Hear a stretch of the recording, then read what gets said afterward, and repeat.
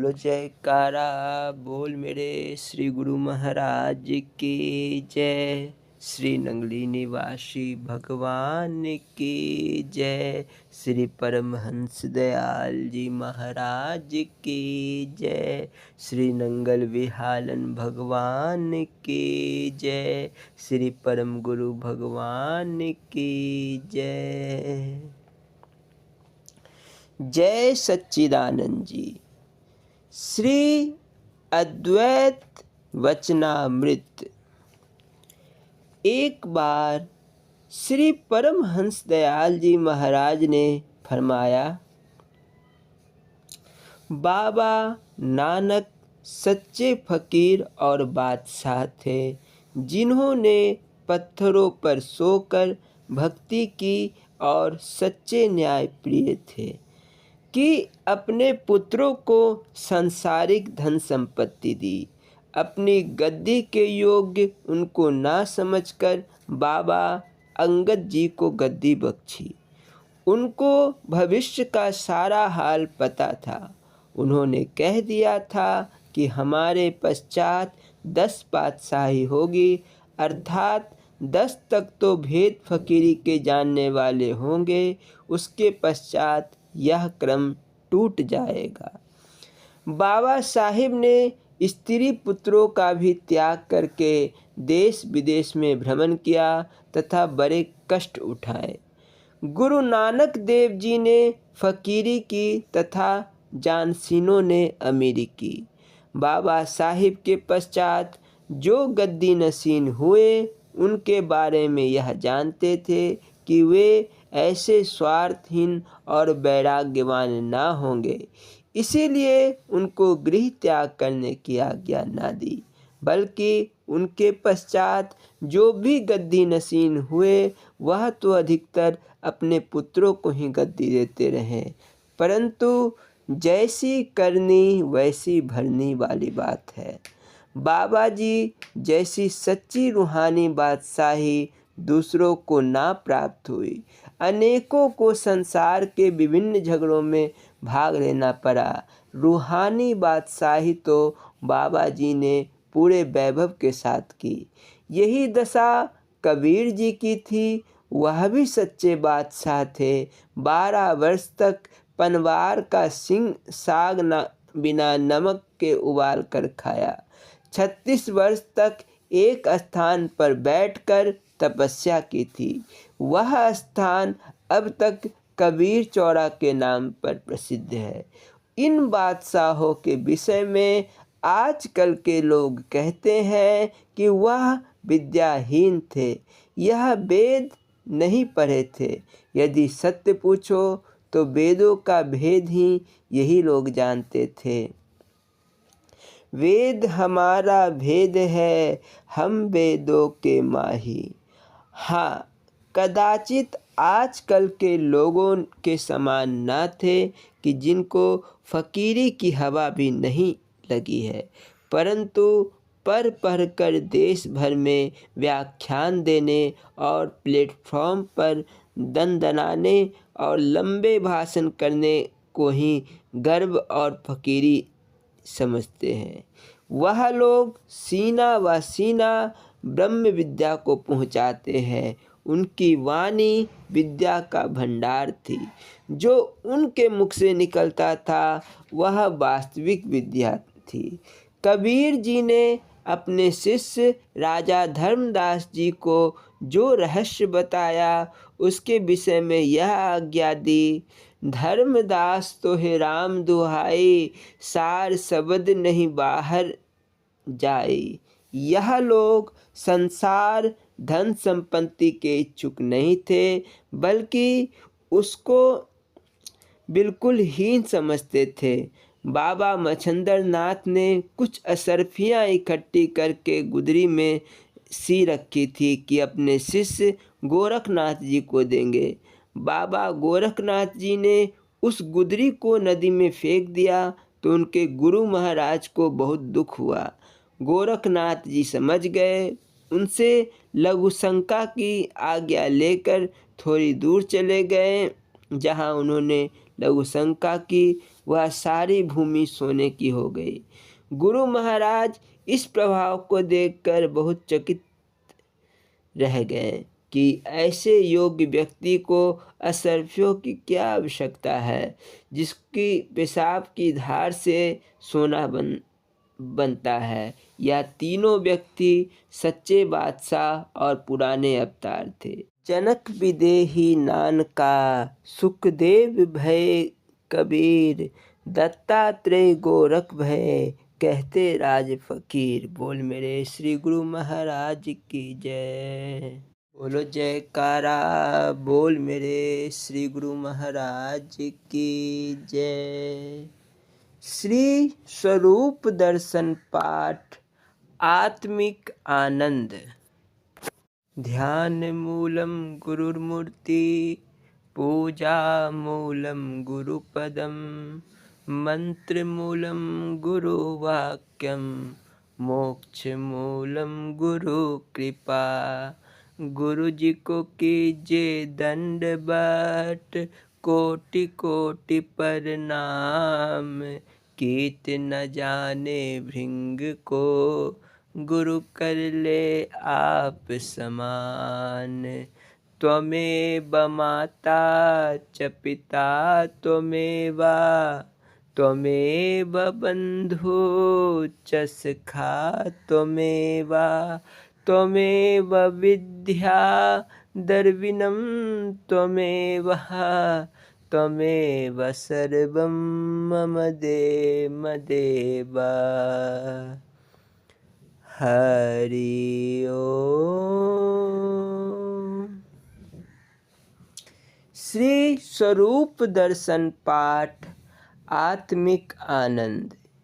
यह पाठ प्रारंभ करने के पूर्व यह दास श्री नंगली निवासी भगवान के चरण कमलों में दंडवत प्रणाम करता है। बोलो जयकारा, बोल मेरे श्री गुरु महाराज की जय। श्री स्वरूप दर्शन पाठ, आत्मिक आनंद।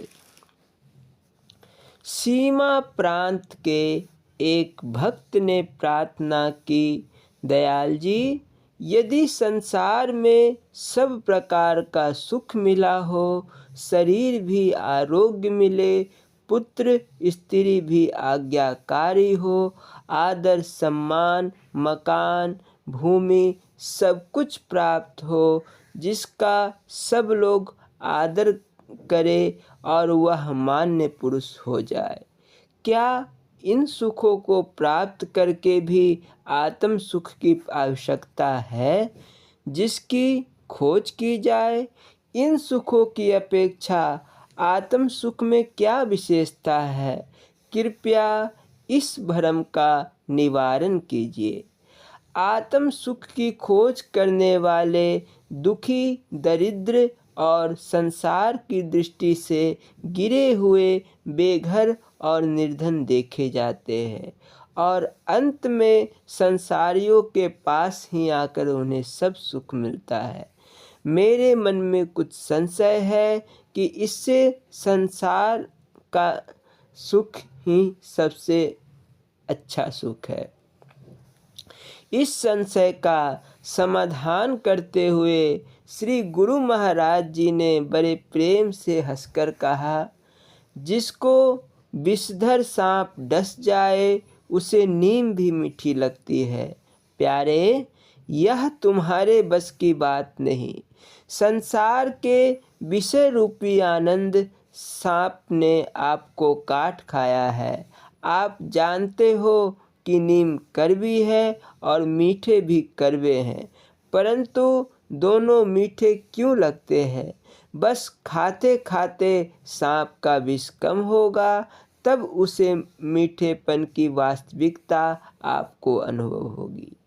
फिर तो स्वयं ही जान लोगे, तब हमारे अथवा और किसी के कहने की अवस्था ना रही। आपको यह अनुभव होना कि संसार मिथ्या और नाशवान है, और फिर इसे प्रिय समझना बस यह बात सिद्ध करती है सांप का विष विद्यमान है। इस पर तनिक विचार करो। जब आप विद्यमान ना थे तो उस समय भी संसार के सुख थे।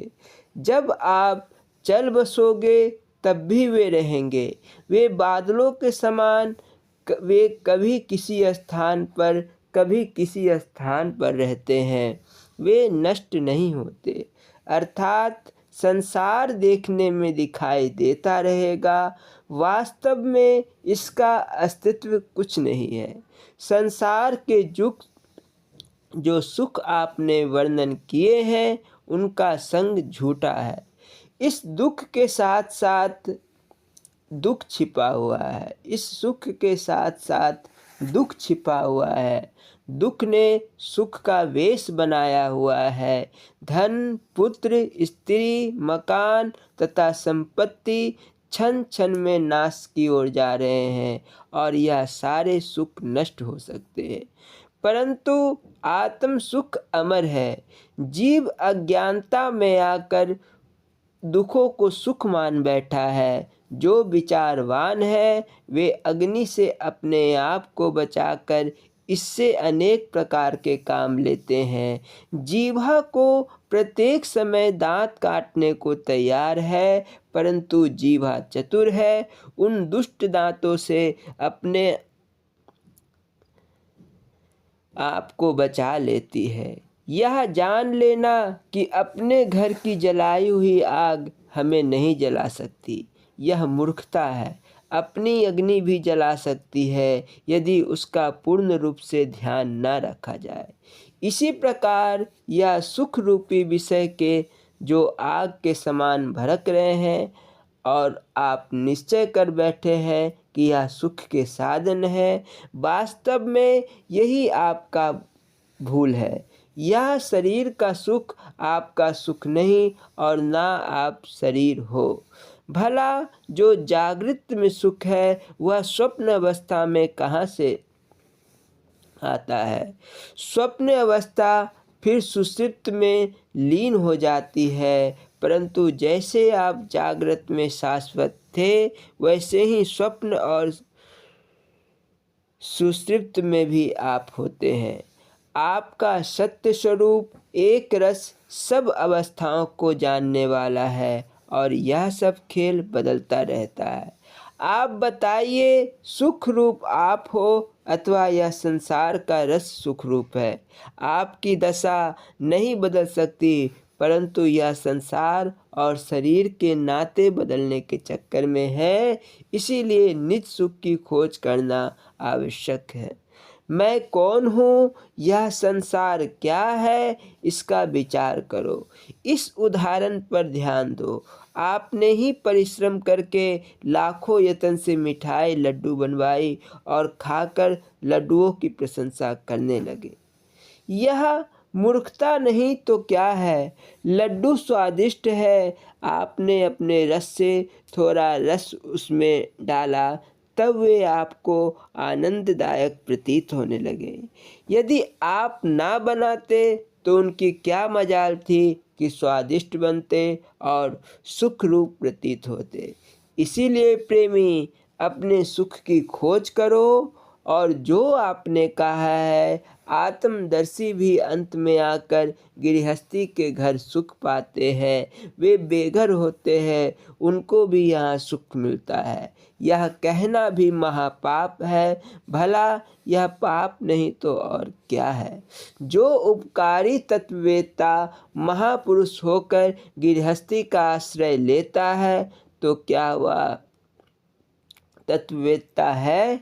यह उन महापुरुषों का उपकार है जो महादुख में जलते हुए अज्ञानी जीव को घर लाकर ठंडक पहुंचाते हैं। कोई कहे कि चौकीदार सुखी है और नींद करने वाला सुखी है, इस प्रकार तो सुखी व्यक्ति तो घर लुटा बैठेगा यदि उसे जगाने वाला आवाज़ ना हो। निद्रा सुख रूप नहीं, जागृत सूक्ष्म रूप है। यह अध्यापक की कृपा है। जो पूर्ण पदवी पाकर भी अपने शिष्यों को का खा गा घा पढ़ाने आता है, तब वह बोलता है, तभी तो दूसरे अज्ञानता को छोड़ते हैं और अध्यापक जैसे विद्यमान होकर संसार में सुख पाते हैं। बोलो जयकारा बोल मेरे श्री गुरु महाराज की जय। स्वामी हीरानंदपुरी जी महाराज जी की लीला संस्मरण एवं अमृत प्रवचन। बोलो जयकारा बोल मेरे श्री गुरु महाराज की जय। स्वामी हीरानंदपुरी जी महाराज जी की लीला संस्मरण एवं अमृत प्रवचन। बोलो जयकारा बोल मेरे श्री गुरु महाराज की जय। अंतर्यामी नंगलवासी की याद की सुखद छाया। संत बाई शुद्धात्मा नंदपुरी राजबहन जी फरमाती हैं, महाराज जी के दर्शन के लिए हमारे गांव से बच्चियां जा रही थी। मैंने भी पहली बार उन्हीं के साथ दर्शन का लाभ लिया। बचपन का पूरा याद तो नहीं, परंतु उनके प्यार और प्रसाद याद आते हैं। दूसरी बार माँ ने मुझे श्री चरणों में जब भेंट किया, बाद में माँ ने कहा, तू उपदेश भी क्यों नहीं ले लेती। तब महाराज श्री ने कहा, यह तो मेरे पहले की ही उपदेशी है। इस तरह मैं आश्रम में रहने लगी। श्री गुरु महाराज जी हमें आध्यात्मिक विद्या के अतिरिक्त अपरा विद्या भी पढ़ाते थे। मैं उनकी सदा सदा ऋणी हूँ। बोलो जयकारा श्री गुरु महाराज की जय। स्वामी हीरानंदपुरी जी महाराज जी के अमृत प्रवचन। बोलो जयकारा बोल मेरे श्री गुरु महाराज की जय। यह प्रवचन पिछले भाग प्राणोपासना उच्चतम शीघ्र सिद्धकारी का दूसरा भाग है। बोलो जयकारा बोल मेरे श्री गुरु महाराज की जय। स्वामी हीरानंदपुरी जी महाराज जब अपने प्रवचनों को प्रारंभ करते थे तो प्रारंभ करने के पूर्व हरिओम की ध्वनि लगाते थे। बोलो जयकारा बोल मेरे श्री गुरु महाराज की जय। यह प्रवचन प्रारंभ करने के पूर्व यह दास स्वामी हीरानंदपुरी जी महाराज जी के चरण कमलों में दंडवत प्रणाम करता है। बोलो जयकारा बोल मेरे श्री गुरु महाराज जी की जय। बोलना जी हरि ओम हरि ओम हरि ओम। आदित्यो वै वामः प्राण उदयत्यसा होनम चाक्षुषम प्राणा मनुगृह्यते। अर्थात यह प्राण आदित्य रूप से मुख्य तथा अवान्तर दिशाओं को व्याप्त कर वर्तमान है और सब भवनों के मध्य में बारंबार आकर निवास करता है। इस मंत्र से यही सारांश निकलता है कि सर्वहिंदम प्राणेनावृतम। इस समस्त विश्व के देव मनुष्य तथा पशु आदि सभी प्राणी प्राण वायु के द्वारा व्याप्त है। अर्थात इस सकार हकार श्वास प्रश्वास की गति में स्थित है। इसी से जीते हैं, घटते बढ़ते हैं, इसी से दीर्घायु और अल्पायु होते हैं, इसी से स्वस्थ और रोगी होते हैं। अर्थात इसी के अभ्यास करने से ब्रह्म को साक्षात्कार कर उसी को प्राप्त होते हैं। यह प्राणमयी श्वास प्रश्वास की गति स्वरूप परावाणी इस देह में अमृत रूप है। जब तक प्राण का इस शरीर में वास है तब तक यह शरीर अमर है, मृत्यु को प्राप्त नहीं होता है, सर्व प्रकार से शरीर की रक्षा करता है और स्वयं भी रक्षा रूप है। अगले मंत्र में भी कहा है, अपांग प्रांगेति स्वधया गृभीतो मृत्यो मृत्येना शयोनि तास शश्वंता विश्चिना वियंता नन्वयनम चिक्रिण्यम निचिक्रिण्यम। अर्थात यह प्राण शरीर में स्वधा अस्त्र के द्वारा ही स्थित है। यह मलमूत्र आदि के निकलने को अधोभाग में जाया करता है तथा श्वास के लिए मुख आदि उधर भाग में संचन किया करता है। अर्थात वह प्राण तथा अपान के रूप में शरीर के भीतर सुषुम्ना नाम की नाड़ी में अखंड रूप से सकार हकार नामक हंस गायत्री का संचार किया करता है। यह परावाणी रूप प्राण अमर है, अर्थात मृत्यु से रहित है, किंतु यह शब्द रूप प्राण अमर होने पर भी इस मरण वाले शरीर के साथ एक स्थान में ही सदैव निवास करता है। यह शरीर और प्राण दोनों ही विविध प्रकार के विरुद्ध धर्म वाले हैं, क्योंकि मृत्यु हो जाने पर शरीर पृथ्वी पर गिर पड़ता है और शब्द रूप प्राण ऊपर लोकांतर में चला जाता है। इन दोनों में शरीर तो अन्न से बढ़ता और स्थित रहता है, किंतु प्राण का आहार केवल हकार सकार रूपी अजपा नाम की परम पावनी गायत्री है। वह सोहम ही प्राण है और प्राण ही सोहम है। प्राण अपान में सोहम स्थित है और सोहम में प्राण अपान स्थित है। इसलिए प्राण की महत्ता को ऋग्वेद की संहिता में भी भली प्रकार से स्वीकार किया गया है।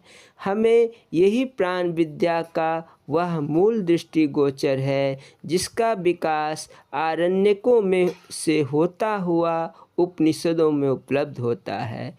इस शरीर में सर्व इंद्रियों से श्रेष्ठ प्राणदेव ही है।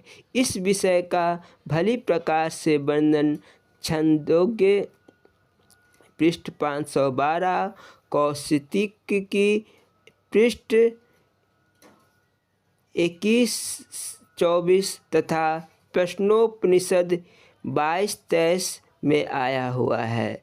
छंदोग्य 1-2-6-25 का वर्णन पूर्ण ही नहीं किंतु सबसे प्राचीन भी माना जाता है और आरण्यक में भी यह कथन ज्यों का त्यों मिलता है। ऐतरेय आरण्यक के दूसरे आरण्यक के पहले अध्याय के चतुर्थ खंड में इंद्रिय प्राण संवाद बड़ी ही सुंदर रीति से दिया गया मिलता है कि चक्षु श्रवण आदि इंद्रियों का आपस में वाद विवाद चला कि हम सबसे बड़ा सबका संचालक कौन है। इस प्रकार सब के सब झगड़ने लगे कि मैं ही सबसे उत्तम और बड़ा हूँ। फिर दूसरे ने कहा मैं ही बड़ा हूँ। झगड़ते झगड़ते अंत में सबने यह निश्चय किया हम लोग इस शरीर से निकल चले, जिसके निकल जाने पर यह शरीर नष्ट हो जाए तथा गिर पड़े। वही सबसे श्रेष्ठ माना गया। पहले बांगिंद्रियाँ निकली, किंतु यह शरीर बिना बोले ज्यों का त्यों खाते पीते टिका रहा। उसके अनुनंतर चक्षु निकल गया। यह देह बिना देखे ही उसी प्रकार खाते पीते टिकी रही। इसके पश्चात श्रवण निकला, परंतु शरीर फिर भी बिना सुने ही खाता पीता पड़ा रहा। उसके उपरांत मन निकल गया। इतना होने पर भी शरीर आंखें मूंदे हुए की तरह खाते पीते बना रहा, किंतु प्राण के बाहर निकलते ही यह शरीर गिर पड़ा। ऐसा होने पर भी प्राण की श्रेष्ठता के विषय में इंद्रियों को निश्चय नहीं हुआ। अब भी वे परस्पर झगड़ते ही रहे।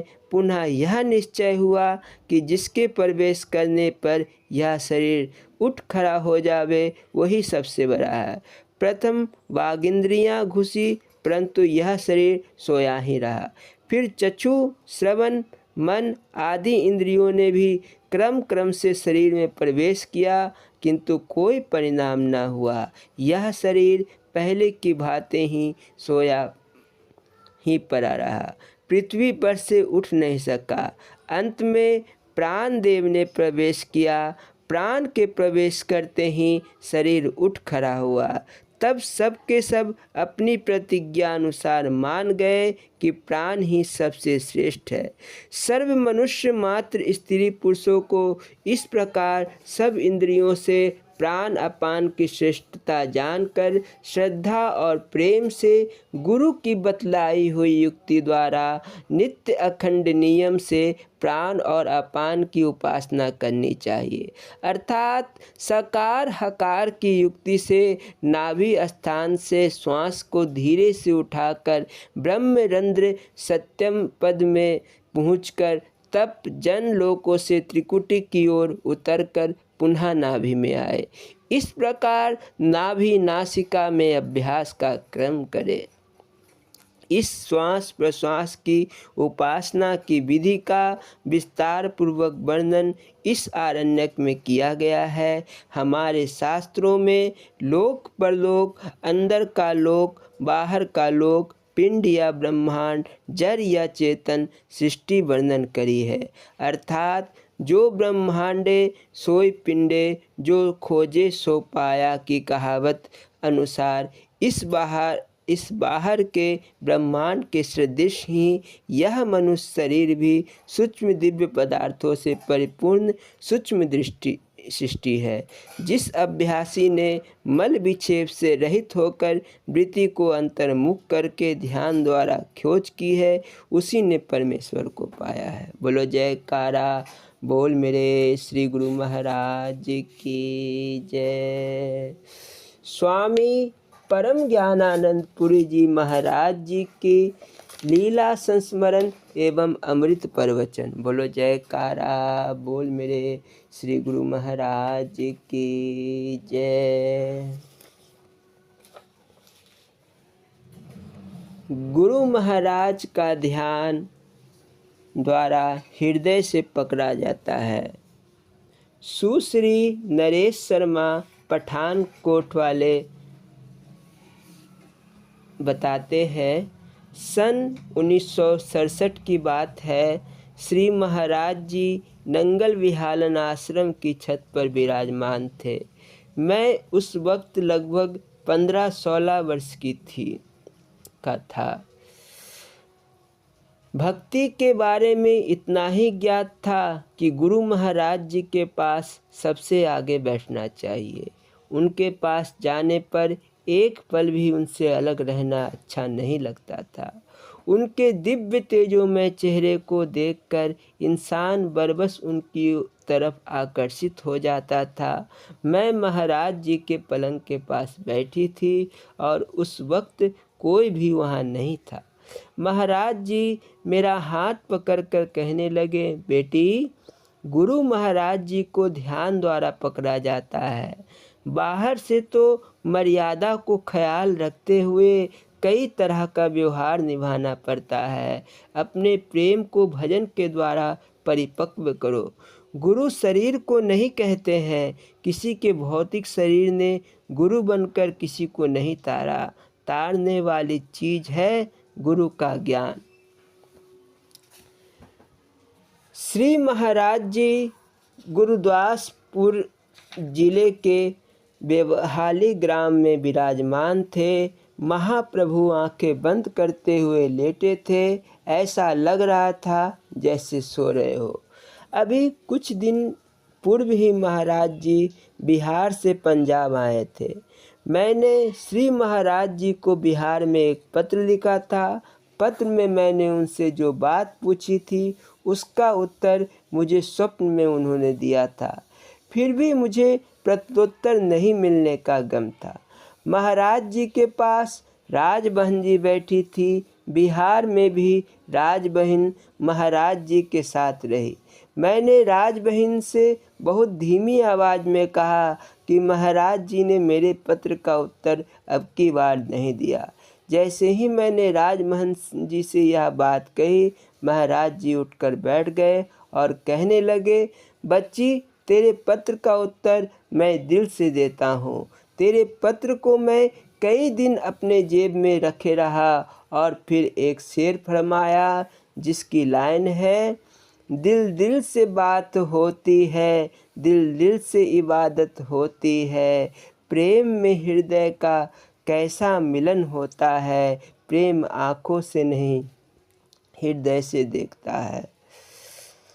बोलो जयकारा बोल मेरे श्री गुरु महाराज की जय। स्वामी परम ज्ञानानंद पुरी जी महाराज जी के अमृत प्रवचन। बोलो जयकारा बोल मेरे श्री गुरु महाराज की जय।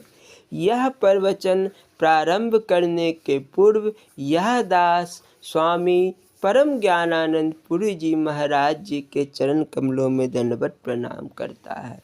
बोलो जयकारा बोल मेरे श्री गुरु महाराज की जय। अनंत श्री विभूषित पूज्यपाद ब्रह्मलीन श्री गुरु महाराज जी द्वारा किया गया प्रवचन आत्म कल्याण की जिज्ञासा को लेकर आए हुए सज्जनों, बोलो हरि ओम हरि ओम हरि ओम। जब तक बुद्धि निश्चयात्मक नहीं होती है तब तक प्रभु को पहचानना संभव नहीं है। कहते हैं कि चित्रकूट में एक बार भगवान राम को लक्ष्मण सहित धनुष बाण हाथ में लिए हुए तुलसीदास ने देखा और आंखें बंद कर ली और कहने लगे, हाय, आज सुबह सुबह ही इन हत्यारों का दर्शन हुआ। इस बीच श्री हनुमान जी ने आकर पूछा, तुलसीदास, भगवान के दर्शन हुए?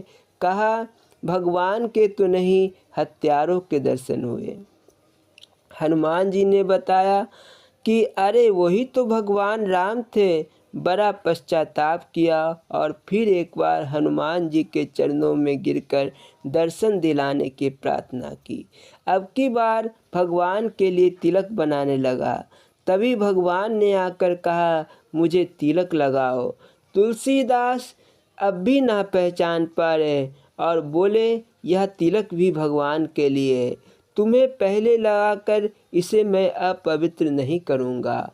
भाव यह है कि भगवान के पुनः आने पर भी तुलसीदास उन्हें पहचान नहीं सके।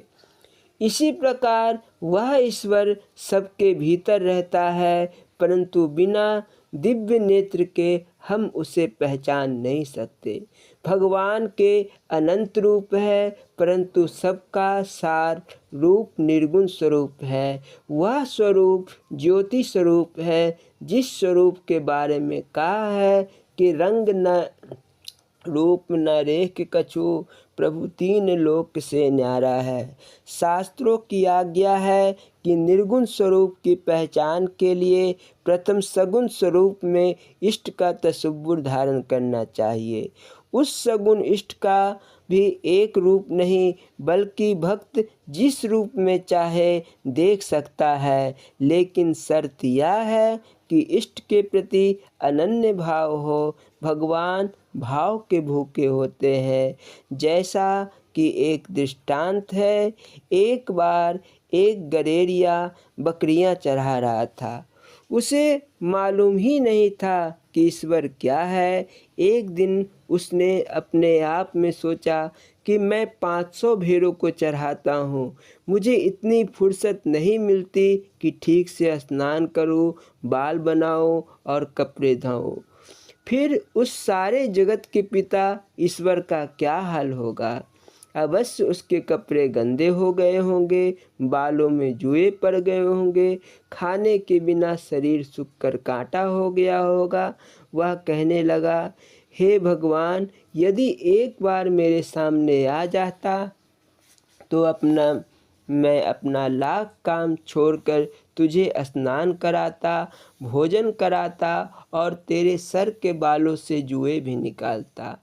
पास से ही हजरत मूसा गुजरे और उन्होंने इन सारी बातों को सुना। फिर वे गडेरिये के पास जाकर अति क्रोधित होकर बोले, बेवकूफ़, बकवाद बंद कर। क्या ईश्वर के भी कपड़े कभी गंदे होते हैं? उनके बालों में भी कभी जुएं पड़ते हैं? खबरदार जो कभी ऐसी बात कही। गडेरिये की सहज भावनाओं पर पानी फिर गया। प्रभु के जिस रूप की कल्पना उसने की थी वह बेकार हो गया। इधर जब हजरत मूसा घर आकर भजन पर बैठे तो खुदा का दीदार ही ना हो, बल्कि आकाशवाणी हुई, ऐ मूसा, तूने मेरे भोले भक्त की भावनाओं पर ठेस लगाई है। जाओ, उसके दिल को पुनः वैसे ही भाव से भर दो, तब मेरे दीदार के काबिल हो सकोगे। अब तो मूसा उस गडेरिये की तलाश में चल पड़े। बड़ी मुश्किल से वह मिला और उससे क्षमा याचना करते हुए उन्होंने कहा, भैया, तुम सच कह रहे थे, खुदा के बाल और कपड़े काफ़ी गंदे हो चुके हैं। अभी अभी वे नदी के उस पार मुझे मिले थे। गडेरिये को तो मानो अंधे की आँख मिल गई। वह दौड़कर नदी पार आया तो सचमुच उसी रूप में भगवान का दर्शन पाया। जब भगवान इस भक्त की इच्छा को पूरा कर सके तो क्या वे अन्य के लिए प्रकट नहीं हो सकते? अवश्य हो सकते हैं, बस अनन्य होने की आवश्यकता है। प्रथम सगुण स्वरूप की पूजा करते आभ्यंतर शुद्धि की जाती है, फिर तो निर्गुण स्वरूप का रहस्य अपने आप खुल जाता है। शास्त्रों में सगुण स्वरूप ब्रह्मा विष्णु महेश तथा शक्ति माने गए हैं। जब तक मन विषय वासनाओं की ओर जाए तब तक गुरु महाराज जी की सगुण सेवा करनी चाहिए। जब तक एक इष्ट का तसव्वुर दिल में परिपक्व नहीं होता तब तक अंतःकरण की शुद्धि नहीं हो सकती, और अंतःकरण की शुद्धि के बिना वह शुद्ध निर्गुण स्वरूप ईश्वर देखने में नहीं आता। ईश्वर को जानने के सभी उपायों में सर्वश्रेष्ठ ढंग ईश्वर के स्वरूप की धारणा है। इसी को प्रथम अपनाना है। यही भक्ति की जड़ है। जिस प्रकार एक वृक्ष की जड़ में पानी दे देने से पत्ते डाले सभी हरे भरे हो जाते हैं, हरे पत्तों को अलग अलग पानी देने की ज़रूरत नहीं होती, और यदि केवल पत्ते पत्ते को पानी दे तो वृक्ष हरा भरा नहीं रह सकता। उसी प्रकार इष्ट के स्वरूप की धारणा के पश्चात ब्रह्मा विष्णु महेश या अन्य देवी देवताओं की उपासना शेष नहीं रह जाती। इस तरह इष्ट को ही सर्वोपरि जानो। आज कोई कहता है कि मेरा राम बड़ा है, कोई कहता है मेरा कृष्ण बड़ा है। इसी को लेकर झगड़े हो जाते हैं, परंतु बात गलत है। भगवान एक है, राम और कृष्ण दो नहीं। सच तो यह है कि भक्तों की भावनाओं के अनुसार जब जैसा हुआ रूप धारण कर लिया।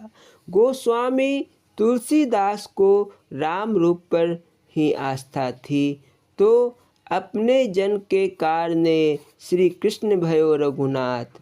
वेद व्यास जी ने 28 पुराण लिखा। शिव पुराण में उन्होंने शिव की महिमा गाई, देवी पुराण में देवी की। अब प्रश्न यह उठता है कि एक ही लिखने वाले ने अलग अलग ग्रंथों की पुष्टि के लिए अलग अलग इष्ट की महानता क्यों दी? इसका कारण यह है कि इस संसार के अंदर भिन्न भिन्न प्रकार के लोग रहते हैं और अलग अलग इष्ट को मानते हैं। यदि एक इष्ट को अनन्य भाव से विशेषता दी जाती तो भिन्न इष्ट को मानने वालों में झगड़ा उत्पन्न हो जाता और उनकी भावनाओं में अंतर आ जाता। यह सारा भेद सद्गुरु ही बताते हैं, इसीलिए उनके स्वरूप को अत्यधिक महत्ता दी गई है। सद्गुरु ही समय का सबसे महान सगुण देवता होता है। जिस प्रकार एक बारात में दूल्हा दूल्हे के गुरु दादा वगैरह हो, लेकिन उस समय गुरु के दर्शनों का कोई अभिलाषी नहीं बनता, बल्कि सब दूल्हे को ही देखना चाहते हैं। उसी से तो वह उस समय वर कहा जाता है, क्योंकि वह उस समय सबसे बड़ा होता है। इसी प्रकार इस संसार में हमारा सबसे बड़ा हितैषी सद्गुरु से बढ़कर कोई नहीं है। इसीलिए सद्गुरु का स्वरूप हृदय में अनन्य भाव से धारण करना चाहिए। कहा है, पीले मन खसखस इतका की मन बस, अर्थात जब सतगुरु के स्वरूप में दृढ़ता हो जाएगी और उनके प्रति अनन्य भावना बन जाएगी, तभी आध्यात्मिक जगत में उन्नति हो सकेगी। शास्त्रों में भिन्न भिन्न प्रकार के लोगों के लिए भिन्न भिन्न प्रकार की रोचक, भयानक और यथार्थ बातें कही गई है। सद्गुरु ही प्रत्येक मनुष्य को उसकी बुद्धि के अनुसार उपदेश करते हैं। वही उस ईश्वर तक पहुँचने का सार मंत्र देते हैं। वही नाम परम पवित्र और श्रेष्ठ है, जिसके लिए कोई यत्न नहीं करना पड़ता और जो सबके अंदर है। उस नाम में इतनी शक्ति है कि वह जन्म जन्मांतरों के पापों को पल भर में नष्ट कर देता है। सभी मत मजहबों में इसी का नाम गायन किया गया है। मत मजहबों को लेकर झगड़ा करना सबसे बड़ी मूर्खता है। सभी धर्म उस ईश्वर तक पहुँचने के साधन हैं। इनमें से मनुष्य चाहे किसी को भी अपना ले। जिस प्रकार सभी नावों में दरिया से पार उतारने के ही साधन है, नाव में बैठने का मतलब यह है कि यदि हम नाव में बैठेंगे तभी पार होंगे। जिस प्रकार रोटी रोटी कहने से भूख नहीं मिटती, पानी पानी कहने से प्यास नहीं जाती, रोटी या पानी अपने आप में आधा शब्द है। रोटी को याद करने से रोटी का स्वरूप सामने आया। फिर रोटी बनाने के लिए पुरुषार्थ किया, रोटी पकाकर खाई तो भूख शांत हो गई। इसी प्रकार इष्ट को याद करने से इष्ट का स्वरूप यानी पानी भी सामने आया। फिर उसको पीने से यानी भजन करने से प्यास शांत हो गई। कहने का भाव यह कि प्रत्येक कार्य में पुरुषार्थ की आवश्यकता पड़ती है। कई लोग माला तो जरूर फेरते हैं, परंतु मंत्र का स्वरूप सामने नहीं आता। इसका कारण यह कि स्वरूप को नाम के साथ याद नहीं किया, इसीलिए उसमें शक्ति नहीं आती। यदि पुण्य संस्कारों के चलते उनका स्थूल रूप में दर्शन हो भी जाए तो कहेंगे कि भगवान विवाह करवा दो, नौकरी दिलवा दो। भगवान यह क्यों करे? क्या यही कम कृपा की है कि हमें उसने मनुष्य का शरीर दिया है? यह कम कृपा है कि सद्गुरु की शरणागति प्राप्त है? क्या यह कम कृपा है कि हमें शास्त्र और सत्संग प्राप्त होते हैं? फिर भी नाशवानों चीज़ों की कामना व्यर्थ है। ये तो प्रारब्ध जनित है। जितना मिलना है वह मिलेगा ही। तुलसीदास ने लिखा है, प्रारब्ध पहले बना पीछे बना शरीर, तुलसी चिंता मत करो भज लो श्री रघुवीर।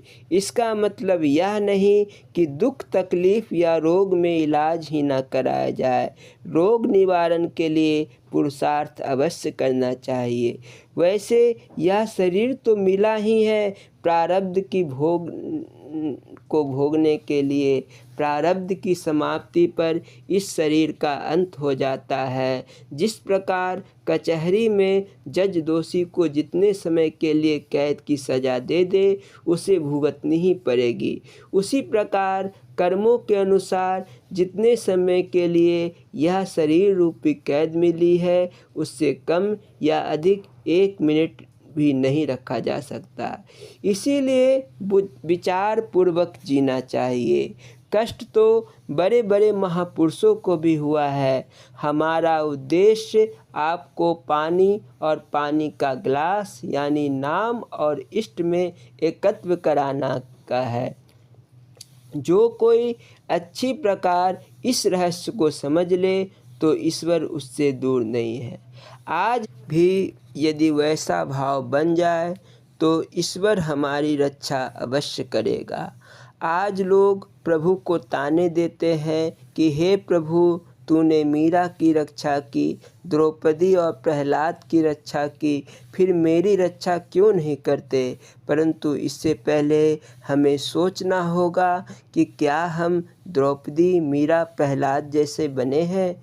उनकी रक्षा भगवान ने तभी की जब उनके हृदय में केवल भगवान का ही तसव्वुर था। भगवान के अतिरिक्त जब किसी का भी आसरा नहीं था। जिस समय द्रौपदी को लाने का हुक्म दिया गया, लोग कहते हैं द्रौपदी तो पहले से ही भगवान की भक्ता थी, सो भगवान उसे महलों से ही ना जाने देते। लेकिन इस बात में भी रहस्य था। द्रौपदी को पहले अपने पतियों पर विश्वास था। जब भरी सभा में कोई भी पति उसकी रक्षा ना कर सका और तो और भीष्म पितामह भी सर झुकाए रह गए, इधर दुशासन सारी खींचने लगा, तो वह अपने आप को सब तरह से असहाय समझकर एकमात्र कृष्ण की शरण में चली गई और उनकी याद की, और कृष्ण ने प्रकट होकर उसकी लाज बचाई। कहते हैं 10,000 गज का बल घटियो, घटियो न 10 गज चीर, सारी का एक एक तार कृष्ण बन गया, दुशासन हार गया। यह है सच्चे हृदय से इष्ट के ध्यान का फल। बच्चे को पहले लकीरों का अभ्यास कराया जाता है। जब उसका हाथ धीरे धीरे बैठता है तब उसे अक्षर लिखना बताया जाता है। उसी प्रकार शास्त्रों में भिन्न भिन्न प्रकार के उपदेश लकीर है। जो कोई उन पर चले वह एक दिन उस गुप्त भेद को जान जाता है। पुराने समय में भंगी को भी भक्ति का उतना ही फल मिलता था जितना एक पुजारी को, परंतु आज बात वह नहीं रही। नियम समय अनुसार बदलते हैं, किंतु सिद्धांत ज्यों का त्यों रहता है। आज के लोगों को आज के महापुरुषों के कथनानुसार चलना होगा। जो समय के महापुरुषों की बात ना माने वे महामूर्ख है। आज के लोगों की तामसी बुद्धि है, विचारधारा ही बदली हुई है। प्राचीन काल में कहा जाता था कि यज्ञ करो वर्षा होगी और अन्न की वृद्धि होगी, परंतु आज के लोग कहते हैं सुअर खाना, मुर्गी खाना खोलो, अन्न कम खाओ। लोग अपनी पुरानी सभ्यता संस्कृति को भूलकर भौतिक बात पर बल दे रहे हैं। यदि यह मामला ऐसे ही चलता रहा तो सृष्टि में प्रलय मच जाएगा। द्रौपदी प्रकृति रूप है, उसके चीरहरण का परिणाम महाभारत हुआ।